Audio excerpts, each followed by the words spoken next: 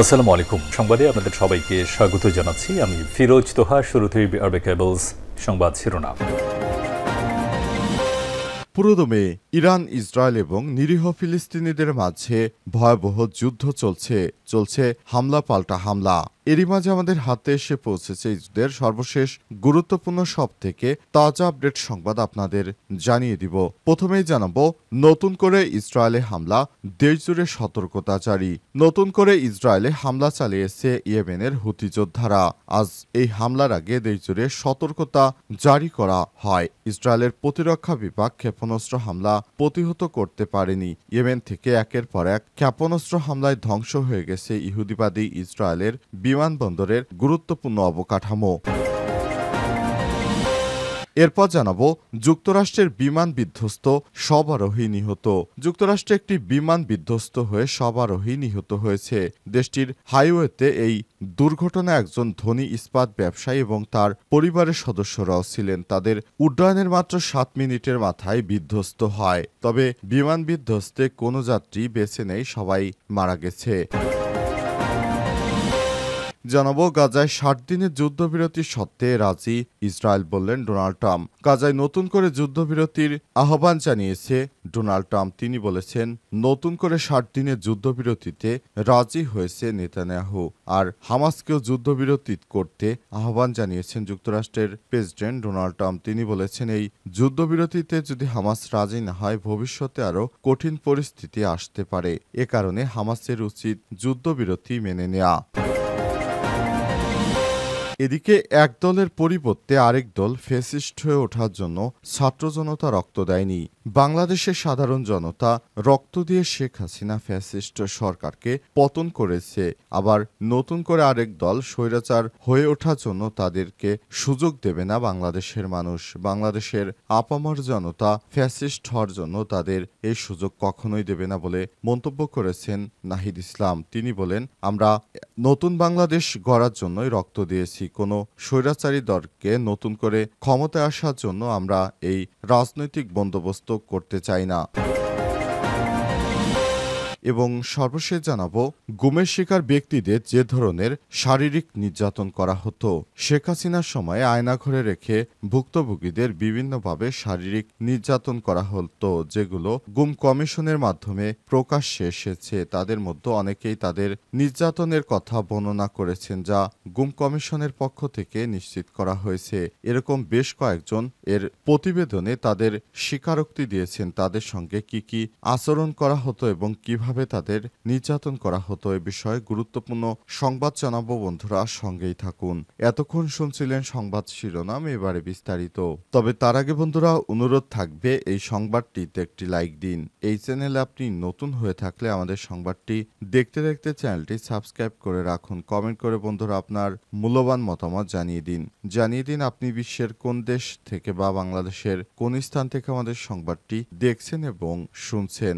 আর বন্ধুরা, Iran Israel যুদ্ধে আপনি কোন দেশকে সমর্থন করেন কমেন্ট করে জানিয়ে দিন।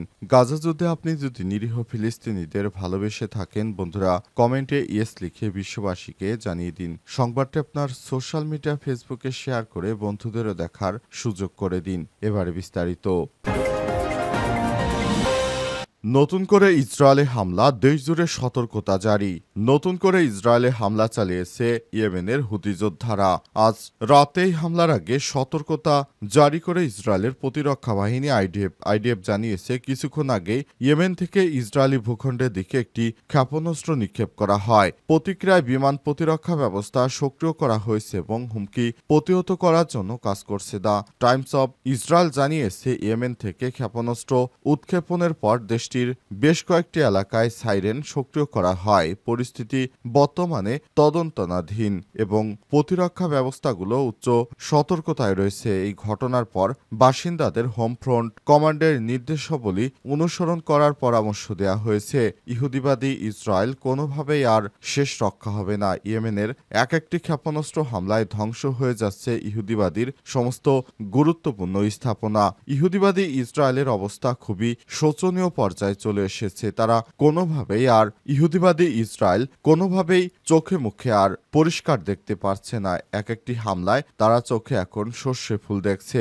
ইহুদিবাদীরা পালিয়ে যাবে কোথায়? প্রতিদিনই তাদের বাংকারে পালাতে হয়। তাদের একদিন তাদের উপর যে হামলা হচ্ছে, এই হামলায় তারা ধ্বংস হয়ে যাচ্ছে, তাদের সবকিছু তছনছ হয়ে যাচ্ছে।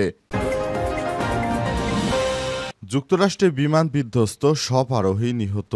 যুক্তরাষ্ট্রের একটি বিমান বিধ্বস্ত হয়েছে, এতে সব যাত্রী নিহত হয়েছে। দেশটির ওহাইওতে এই দুর্ঘটনা একজন ধনী ইস্পাত ব্যবসায়ী এবং তার পরিবারের সদস্যরাও ছিলেন। তাদের 2 ইঞ্জিন বিশিষ্ট বিমানটি মল্টনায় ছুটি কাটিয়ে ফিরছিল। বিধ্বস্তের কারণ এখনও জানা যায়নি। দ্য নিউ ইয়র্ক পোস্ট জানিয়েছে, বিমান উড্ডয়নের মাত্র 7 মিনিটের মধ্যেই বিধ্বস্ত হয়। এতে বিমানে থাকা 6 জনের সবাই নিহত হয়েছে।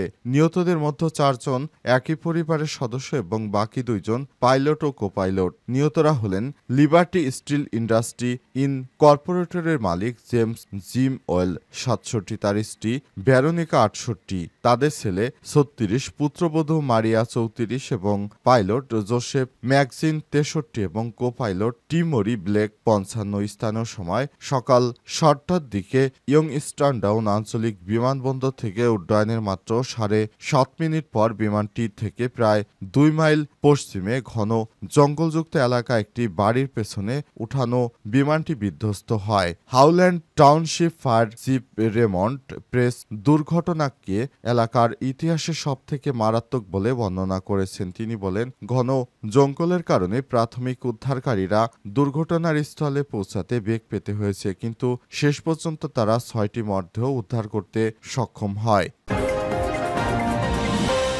আগামী 60 দিনের জন্য যুদ্ধবিরতির শর্তে রাজি হয়েছে ইসরায়েল, বলছেন ট্রাম্প। ফিলিস্তিনের গাজায় 60 দিনের অস্থায়ী যুদ্ধবিরতির প্রয়োজনীয় শর্তে রাজি হয়েছে ইসরায়েল। আজ ভোরে মার্কিন প্রেসিডেন্ট ডোনাল্ড ট্রাম্প এই তথ্য জানিয়েছে। এই অস্থায়ী যুদ্ধবিরতি চলাকালীন স্থায়ীভাবে যুদ্ধবন্ধে উভয় দেশের পক্ষ থেকে কাজ করার প্রতিশ্রুতিও দিয়েছেন তিনি। নিজের মালিকানাধীন সামাজিক যোগাযোগ মাধ্যম ট্রুথ সোশ্যালে দেয়া পোস্টে ট্রাম্প লিখেছেন, প্রস্তাবিত চুক্তি কার্যকর করার থাকার সময় যুদ্ধবন্ধে স্থায়ীভাবে আমরা সংশ্লিষ্ট সব পক্ষের সঙ্গে কাজ করব। তিনি আরো বলেন, কাতার ও মিশরবাসী শান্তি প্রতিষ্ঠায় সহায়তা করতে অনেক কষ্ট করেছে। তারাই চূড়ান্ত চুক্তির প্রস্তাব দেবেন। আশা করি হামাস চুক্তিটি গ্রহণ করবে, কারণ এটি আর ভালো হবে না, বরং এটি আরো খারাপ হতে পারে। যদি তারা এটি প্রত্যাখ্যান করে, তাহলে ভবিষ্যতে হয়তো মুখোমুখি হতে হবে আরো কঠিন পরিস্থিতির। গত কয়েক মাস ধরে দখলদার ইসরায়েলের সঙ্গে হামাসের 60 দিনের অস্থায়ী যুদ্ধবিরতির আলোচনা চলছে। এর প্রস্তাব দিয়েছে ট্রাম্পের বিশেষ দূত স্টিভ উইটকফ। ট্রাম্প সম্ভবত ওই প্রস্তাবটিকে ইঙ্গিত দিয়েছেন। এদিকে হামাস বলছে, যতক্ষণ তাদের স্থায়ী যুদ্ধবিরতির নিশ্চয়তা না দেয়া হচ্ছে, ততক্ষণ তারা অস্থায়ী যুদ্ধবিরতিতে রাজি হবে না। ইহুদিবাদী ইসরায়েল কোনোভাবেই তারা ছাড় দেবে না। ইহুদিবাদী ইসরায়েলিরা যেভাবে হামাসকে নির্মূল করার চেষ্টা করছে, হামাস তাদের জীবনের শেষ রক্তটুকু থাকা পর্যন্ত লড়াই সংগ্রাম অব্যাহত রাখবে। গুমের শিকার ব্যক্তিদের যে ধরনের শারীরিক নির্যাতন করা হতো। আওয়ামী লীগ সরকারের সময় গুমের শিকার ব্যক্তিদের কিভাবে নির্যাতন করা হতো এক প্রতিবেদনে তা তুলে ধরেছে গুম কমিশন। প্রতিবেদনে বলা হয়েছে, ভুক্তভোগীদের বিভিন্ন ধরনের শারীরিক নির্যাতন করা হতো। নির্যাতনে শরীরে ক্ষত সৃষ্টি হলে ওষুধ ও মলম দেয়া হতো। প্রতিবেদনে বলা হয়েছে, কমিশন আইন শৃঙ্খলা রক্ষাকারী বাহিনীর গুম ও নির্যাতনে প্রাতিষ্ঠানিক দিক উন্মোচন করে প্রতিবেদনের একটি অংশ গণমাধ্যম কর্মীদের পাঠিয়েছে।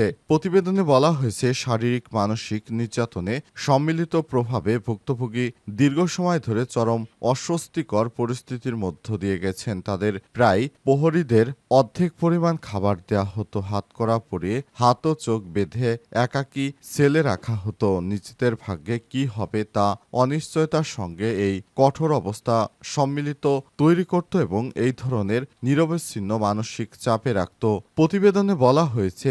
এতে একাধিক ভুক্তভোগী তিক্ত অভিজ্ঞতার কথা তুলে ধরে গুম কমিশন নাম প্রকাশ না করা ৪৬ বছর বয়সী এক ব্যক্তির বরাতে জানানো হয়েছে ২০১৫ সালে তাকে তুলে নেওয়া হয়। তখন থেকে ৩৯১ দিন তাকে গুম করে রাখা হয়েছে। সেই ভুক্তভোগীর ভাষায়, ঘুমাতে নিলে একজন আয়শা বলতেন, এই ঘুমাইতেছস কেন, মানে ঘুমাতে দিত না।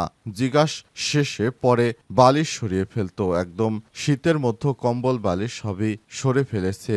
আর এমনই শাস্তি দিত, চেয়ার ছাড়া খালি পায়ের উপর ভর করে বাসায় রাখা হতো। খাবার দেখা গেছে হ্যান্ডকাপ পরায় বিছানার পাশে আটকে রাখতো। তা আমার এই হাতে মশা বইলে আমি তা মারতেও পারতাম না, মশা কামড়াইতো, কত কষ্ট পাইতাম আর কি। এরকম শাস্তি দিছে আর কি। গোপনীয়তাহীনতা এবং অস্বাস্থ্যকর অপমানজনক সেল জীবন। গুম কমিশনের প্রতিবেদনে বলা হয়েছে, গোপনীয়তা এবং অস্বাস্থ্যকর ও অপমানজনক জীবন ছিল গুমের শিকার হওয়া ব্যক্তিদের জন্য।